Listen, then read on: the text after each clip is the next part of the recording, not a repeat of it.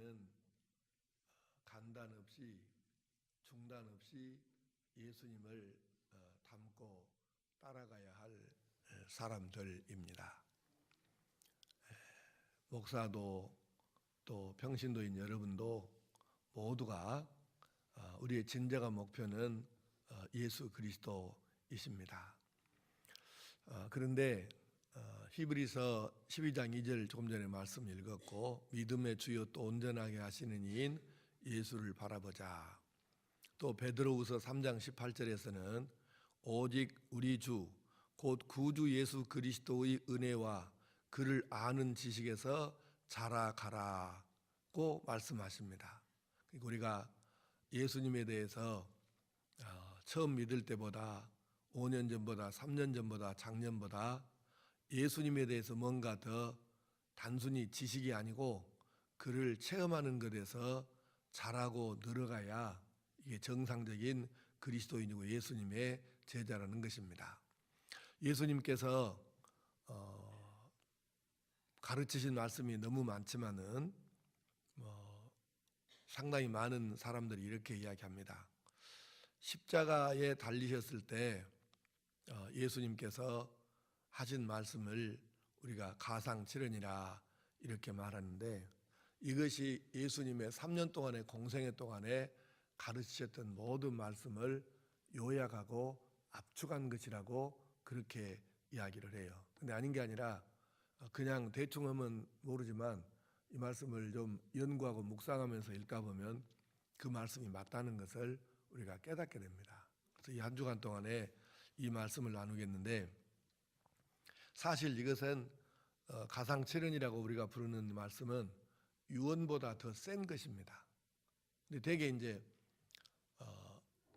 유언은 굉장히 중하게 받아들이잖아요. 반드시 그는 들어줘야 된다든가 뭐 그러는데, 사실 십자가 위에서 예수님께서 6시간을 숨 쉬실 때까지 6시간을 달려 계셨거든요.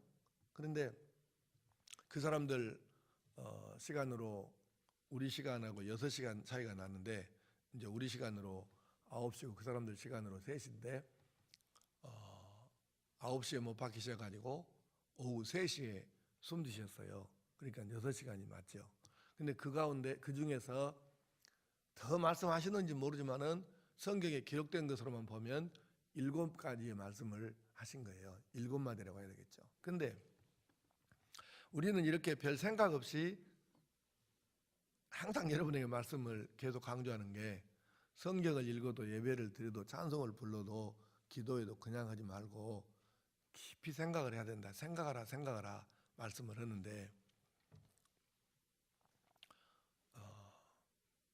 십자가에 달려있는 동안에 말이 나올까요? 그것부터 우리가 생각을 해봐야 됩니다. 자, 눈 감고 있는 사람들 눈 뜨고, 십자가에 못을 박힌 채로 6시간을 계셨는데 그 못 박힌 상태에서 7마디 말씀이 가능할까? 우선 여러분 그것부터 한번 생각을 해보시라고요. 가능할까?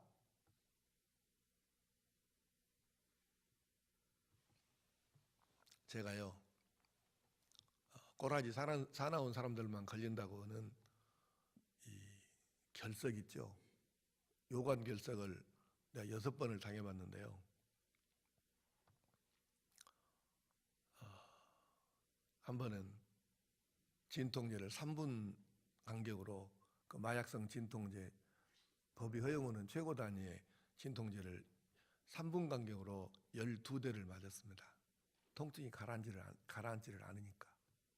그러나 이영철 장로님한테 계속해서 이렇게 진통제를 놔달라고 이렇게 해서 12대를 맞아봤는데요. 계속은 또 못 놓죠. 최소 3분 정도는 있어야 될 망이더라고.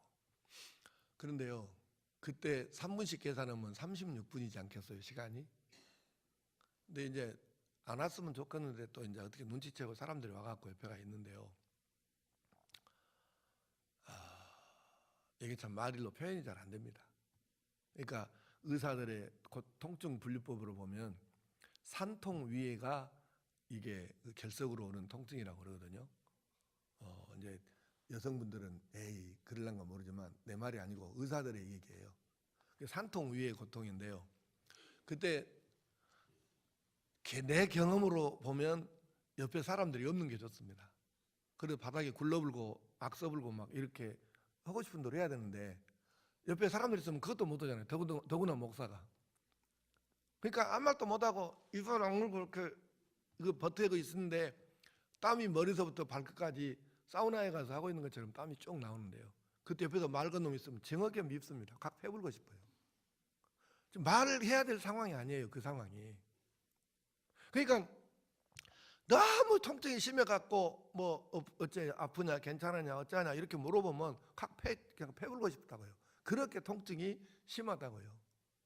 근데 십자가에 못 박혀 있는 상태에서 예수님이 시방 양손과 양발에 못 박혀 있지, 머리에는 상처가 이 가시멜로만 때문에 온통 지금 상처가 다 나 있지, 가슴하고 등하고 전부 다 채찍에 맞아 살점 떨어져 갖고 이게 통증이 막 오고 있는데 그 상태에서 어떤 사람이 제정신으로 말이 나오겠습니까? 여러분 한번 생각을 해보시라고. 십자가에 달려있는 상태에서 말이 되느냐는 거죠. 말이 나오겠느냐고요. 그런데 예수님은 이 상태에서도 7마디의 말씀을 하셨다는 거예요. 이게 참 놀라운 일이에요, 사실은. 그러니까 예수님께서 이 말씀을 하시면 결국은 많은 말씀은 아니에요. 한 50분만 한 말씀씩 꼴 되나요? 그러니까 어쨌든 이렇게 말씀을 하시는데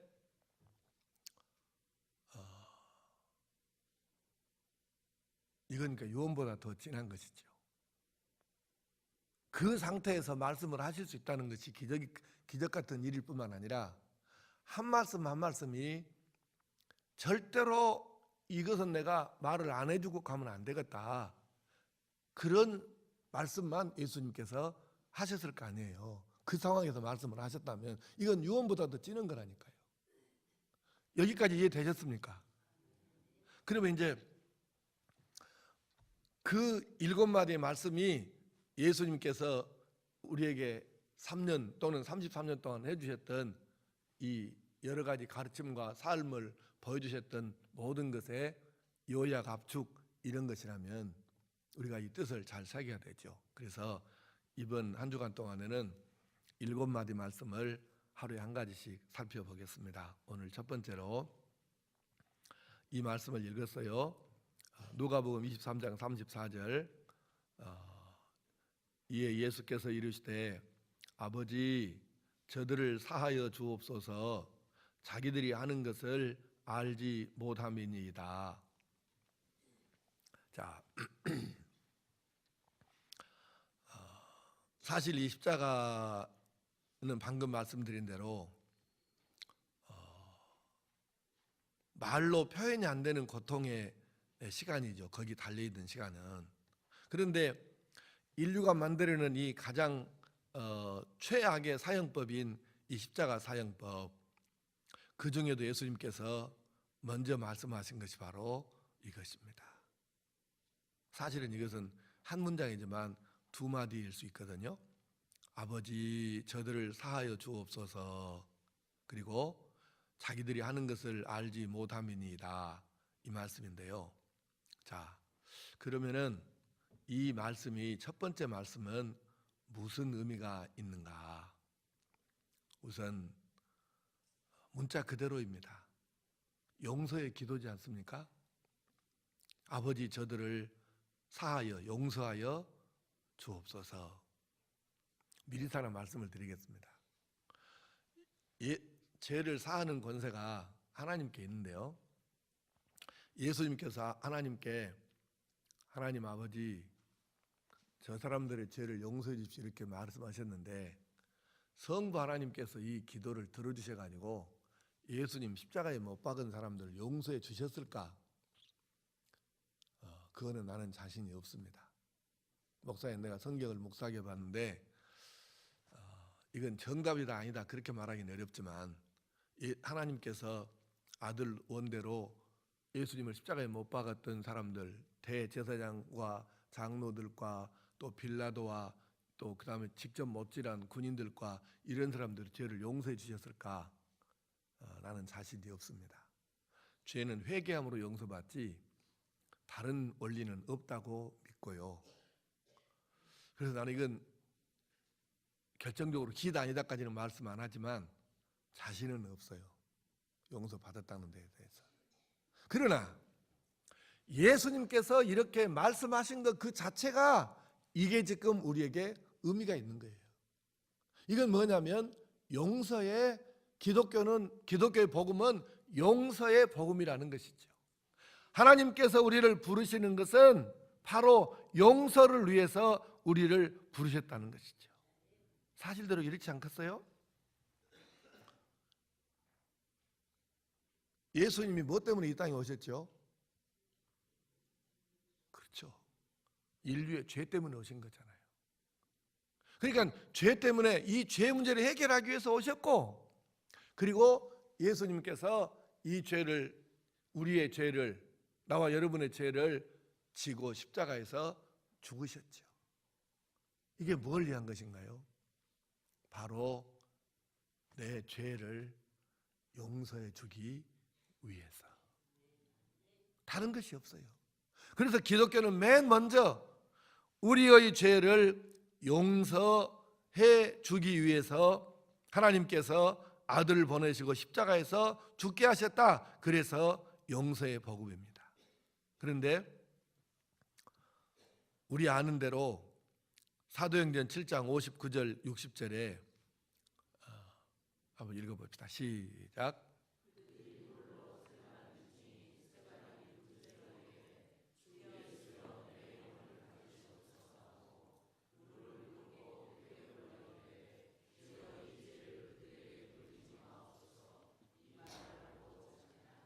아멘.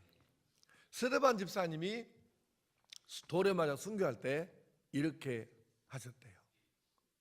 그러니까 정말로 이 제대로 된 신앙을 갖고 구원의 감격을 가지고 자기가 받은 용서를 이렇게 체험한 사람이 자기를 돌로 때려 죽이는 사람들을 위해서 기도한 것입니다. 근데 똑같아요. 기도 내용이 예수님의 기도하고. 그런데 요즘에 놀라운 일이 벌어졌는데, 여러분 IS 그 이슬람 국가 그 무자비한 사람들이 시리아, 아프가니스탄 등등 이쪽에서 기독교인들을 체포에다가 잡아다가 무자비하게 목을 잘라서 죽이고 정말 잔인한 짓을 지금 사람으로서 할 수 없는 짓을 하고 있는데, 뉴스를 보신 분들은 아마 아시겠지만은 그 IS로부터 가족을 잃은 기독교인들이, 자기 교인들을 잃은 기독교인들이 공개적으로 성명서를 발표한 거예요. 우리는 내 가족을 죽인, 내 교인들을 죽인 이 사람들을 이미 용서했다. 그러니까 오늘날 또 바로 예수님의 제자로서 구원의 감격을 경험하고 용서의 이 기쁨이 얼마나 놀라운 것인지를 체험한 사람들은 이렇게 원수보다 더 원수 같은 이 사람들을 용서한다는 것이죠. 그럼 오늘 우리가 첫 번째 용서의 기도에서 배우는 건 무엇입니까? 한번 따라하겠습니다. 나 같은 죄인도 용서해 주셨습니다. 그래서 우리가 이렇게 서 있는 거예요. 목사인 저라고 뭔 죄가 없겠습니까? 날마다 날마다 죄인인데. 만약 하나님께서 용서를 안 하시고 죄 지을 때마다 처벌하신다고 하면 어떻게 내가 이 자리에 지금 서 있겠습니까? 바로 용서하시는 하나님, 용서의 복음, 이 용서의 복음이 오늘 저와 여러분을 하나님 앞에 설 수 있게 하는 것입니다. 그래서 감사하죠. 나 같은 죄인을 용서하신 이 놀라운 사랑에 감사합니다. 두 번째 문장입니다. 자기들이 하는 것을 알지 못함이니이다. 이 예수님을 십자가에 못 박은 사람들은요, 두 가지 부류로 나눌 수 있습니다. 못 박혀 죽게 한 사람들이 있고 못 박은 사람들이 있어요. 못 박게 한 사람들은 제사장, 장로 뭐 이런 계급들이죠. 그 당시에. 그리고 못 박은 사람들은 사실은 별로 못 박게 한 사람보다 죄는 적죠. 왜냐하면 그냥 윗사람이 명령하니까 아래 군인으로서 그냥 십자가에다 못을 박은 것 뿐이니까. 그런데 예수님 보실 때에는 이 두 종류의 사람들이 다 너무 안타까운 거예요. 뭐가 안타깝냐면 자기들이 하는 것이, 지금 자기들이 하는 행위가, 자기들이 하는 말이 뭔 말인지도 모르고 지금 하는 것입니다. 여러분, 이렇게 설교하면 헷갈릴 사람도 있을까 모르겠는데요, 제가 이제 신학교 강의를 나가면 이렇게 얘기를 해요. 여러분들 설교하죠. 근데 설교하면 설교했던 그 말씀 중에서 누군가가 설교할 때 이런 단어를 쓰셨다는데 그 단어 개념이 뭔가요? 설명 좀 해주세요. 이러면 여러분 다 설명하겠냐? 쉽게 말하면 지가 뭔 말을 한지도 모르고 그냥 단어를 계속 쓰는 거지. 내가, 이 이야기는 결국 내 이야기인데요, 내가 예전에 목회 초년병 시절에 설교했던 원고를 보면 나도 사실은 뭔 말인가 설명을 하면 설명이 안 되는 단어들을 너무 많이 쓴 거예요. 나 하는 사람도 모르는데 듣는 사람이 그걸 어떻게 이해를 했겠습니까? 지도 모르고 하는 소리, 쉽게 말하면 우스운 얘기잖아요. 그래서 가능하면 내가 설교를 쉽게 하려고 하는 이유가, 적어도 못 알아먹는 사람은 없어야 된다, 설교를. 아무리 대단한 진리를 선포한다 할지라도 듣는 사람이 뭐 말인가 모르면 뭔 소용이 있겠어요. 근데 이 사람들은 지금 자기들이 하는 말이, 하는 행위가 뭔지를 모르고 하는 거예요. 내가 지금 하나님의 아들을, 하나님을 죽이는 것이구나, 죄 없는 일을 내가 지금 죽이고 있구나, 나를 위해서 이 땅에 왔고 나를 위해 죽는 분을 내가 지금 죽이고 있구나, 이걸 지금 알고 합니까? 아니, 자기들이 예수님에 대해서 여러 가지 얘기를 막 했었는데 진짜 예수를 알고 하는 말이었어요? 그 당시 사람들이 다 모르고 하는 사람들이죠. 근데 이것을 하나님을 위하는 일이라고 하고 있는 것이에요. 다시 말하면 이 사람들은 하나님의 마음도 몰라요, 메시아도 몰라요, 자기 죄도 몰라요, 죄 없는 사람도 몰라봐요. 영적으로 까막눈이지요. 그러니 결국 뭔 말이에요? 하나님을 모른다는 뜻이죠. 날마다 성전에 가고 회당에 가서 모이기는 하고 찬송은 하고 성경은 읽었겠지만 하나님을 모르는 거예요. 어떻게 이 사람들이 하나님을 아는 사람들입니까? 그래서 예수님께서 보실 때에는 너무 안타까운 거예요. 몰라, 너무 몰라. 이게 무지라고 하는 것이에요. 무지와 무식은 다릅니다. 이 무지는 학교 못 다니고 공부 못한 이것과는 달라요. 학력과도 별 상관이 없습니다. 고학력자이면서도 무지한 사람들이 많잖아요. 우리나라에 얼마나 많습니까? 이 무지라는 건 이렇습니다. 내 아이들을 길러보면서 아이들이 말 잘 들으면 사실은 부모 심정을 좀 잘 모르겠더라고요. 근데 내 아이들이 말을 안 듣고 부모 속을 콱콱 새기면 그때서 비로소 내가 깨닫는 거예요. 오호, 내가 우리 아버지 마음을, 우리 어머니 마음을 이렇게 내가 아프게 했겠구나. 그때 깨닫는 거예요. 내가 전에 설교할 때 말씀했죠. 우리 셋째 누님이 첫 아이를 낳았는데 아이가 머리부터 나와야 되는데 세상에 발부터 나와버렸네. 그러니 얼마나 고생을 했겠어요, 출산하면서. 근데 우리 누님이 전화를 걸어서, 그때는 이전화기입니다. 전화를 걸어갖고 엉엉 운 거예요. 우리 어머니가 깜짝 놀래갖고 뭔 일이냐 하고 이랬는데, 그래갖고 집에를 왔어요. 우리 누님이 그 얘기 낳고 첫 번째로 집에를 왔는데요, 우리 어머니를 부둥켜갖고 막 우는 거예요. 그래서 이제 우리도 얼마나 놀래겠어요. 근데 우는 사연이 뭐냐면, 자기가 첫 아이를 출산할 때 너무 고생하고 힘들게 낳았는데 그 아이를 낳으면서 우리 누님이 울었는데, 아이를 낳을 때, 출산할 때 울었대요. 근데 자기 아파서 운 게 아니고 우리 어머니가 나를 낳으실 때 이렇게 아프셨겠구나, 이걸 생각하고 울었다고 하더라고요. 그러고 우리 어머니를 부둥켜 안고 엄마 고마워요, 엄마 사랑해요 하고 막 하는데요. 그러니까 우리 누님은 참 원래 그러기 전에도 효녀였지만, 만약에 아이를 안 낳았으면 그렇게 우리 자기 어머니에 대해서 절절한 사랑을 느끼기는 좀 아마 안 했을 수도 있겠죠. 우리가 아이를 길러보면서 이 아픔을 느끼는 거예요. 그런데 아이는 어떻습니까? 부모가 뭔 말하면 주로 안 들으려고 한 것이 일반적인 현상입니다. 부모가 뭔 말하면.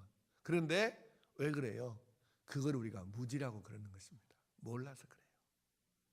진짜로 지금 아버지가 지금 어머니가 정말로 자기를 위해서 자기를 사랑해서 이렇게 한다는 것을 알면 어떻게 그렇게 말 안 듣고 뻐시기 하고 옆길로 가겠습니까? 모르서 그러는 거, 몰라서.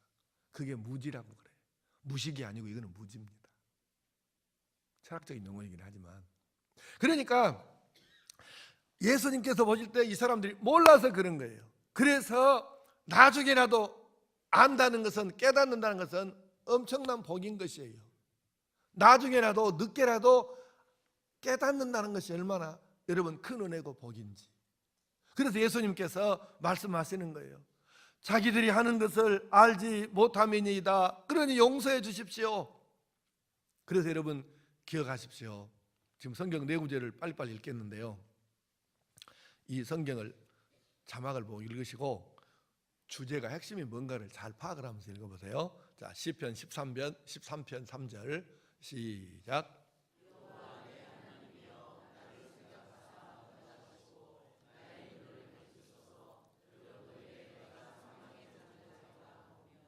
이게 영적인 무지입니다.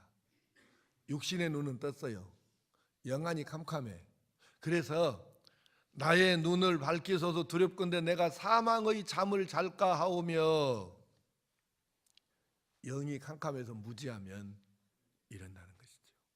또 에베소서 1장 17절에서 19절 시작.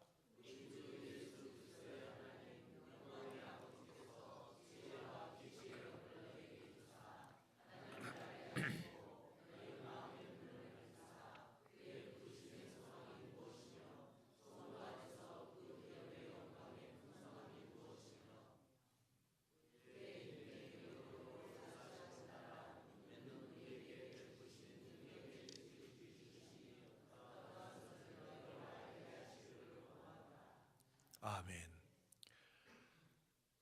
그리스도의 하나님 영광의 아버지께서 지혜와 계시의 영을 너희에게 주사 하나님을 알게 하시고, 이게 안다는 게, 깨닫는다는 게 이게 엄청난 거예요. 사실은 성경을 읽으면서 이 단어 하나에, 말씀 하나하나에 이게 우리가 빠져 들어가면서 알고 깨닫고 느낀다는 것이 얼마나 놀라운 것인지. 누가복음 11장 34절 35절 시작.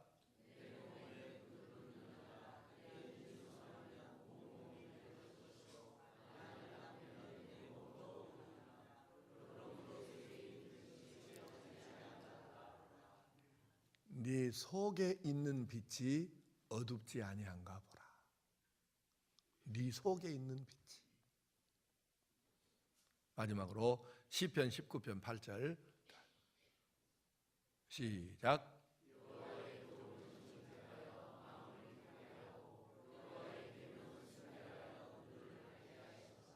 아멘.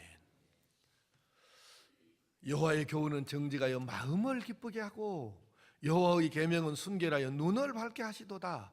이 말씀을 우리가 마음에 새기면서 자, 오늘 결론을 맺습니다. 두 가지입니다. 용서의 복음. 이 용서의 복음 때문에 저도 여러분도 이 아침 여기 있는 거예요. 용서의 복음이 아니면 누가 지금 살아남았을 사람이 누가 있겠습니까? 이 용서의 복음 때문에 저도 여러분도 함께 지금 서 있고 그 앞에 은혜를 구하고 있는 것입니다. 십자가에서 극한적인 고통에서 뭔 말이 나오겠습니까? 결석망상계도 옆에서 말 걸면 그냥 패불고 싶은데 십자가에 달려있는 분이 뭔 말씀이 나오겠어요? 그런데도 그 예수님께서 말씀하시는 것입니다. 아버지, 저들을 사하여 주옵소서. 자기들이 하는 것을 알지 못함이니이다. 이 용서의 복음, 용서의 은혜 때문에 여러분도 나도 오늘이 있음을 생각하고 이 말씀에 여러분 정말 마음으로부터 감사함을 느낄 수 있기를 바랍니다. 그리고는 내 자신이 무지에서 벗어나서 하나님의 말씀과 이 은혜를 깨닫는 것이 얼마나 큰 복인가를 생각하고 기도하십시오. 하나님, 오늘도 이 말씀을 깨닫게 하시고 아버지의 마음을 느끼게 하시고, 그래서 제가 품은 뜻이 아버지의 뜻과 하나 되게 해주십시오. 이렇게 기도하십시다. 기도합시다. 아버지 하나님, 오늘 용서의 복음에 대해서 함께 말씀을 나누었습니다. 그리고 무지는 얼마나 큰 죄인가도 함께 말씀을 나누었습니다. 이제 저희들 나 같은 죄인을 용서해 주신 이 크고 놀랍고 오묘한 사랑에 감격하고, 그래서 깨닫는 마음으로, 진실한 마음으로 우리 아버지께, 우리 주님께 감사 기도 드릴 수 있게 하여 주시옵소서. 깨닫는다는 것이 얼마나 큰 복인지를 우리가 알고, 말씀을, 은혜를 순간순간 깨닫고 느끼게 해달라고, 더 빨리 깨닫게 해달라고, 이 무지를 벗어나서 빨리 깨닫고 알게 해달라고 우리가 절실한 심정으로 기도해서 하나님의 이 놀라우신 은총을 미리미리 빨리빨리 조금이라도 빨리 깨닫고 그만큼 은혜의 삶을 누리는 저희들 되게 하여 주시옵소서. 이 아침 기도할 때 성령님 도와주셔서 하나님 원하시는, 하나님 마음과 일치되는 깊은 기도에 들어가도록 도와주시옵소서. 예수님의 이름으로 기도하옵나이다. 아멘. 우리 주여 세 번 부르고 같이 뜨겁게